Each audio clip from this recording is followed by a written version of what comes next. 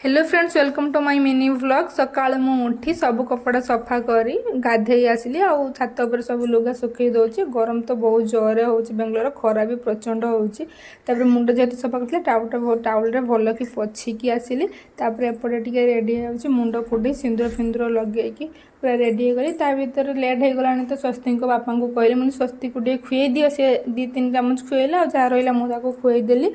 खुई सारापर गली पूजा करने।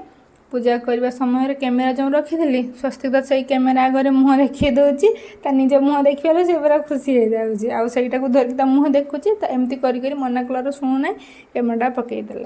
तापर पूजा करापर मुझे तुलसी टे जल देली आ सूर्य को टे जल देली। तुलसी गछटा जो देखुं मो माँ निजे बनई से कलर सब मुझे पूजा कर आसला स्वामी आज आलुदम बनई भुजा खायापी। आम भोगराई लोक ना, आमर डेली सकाଳେ भुजा दरकार ना हेबनी। जो बेंगलोर रू ओडिशा रू आम सकाଳେ उठी भुजा खाईदे।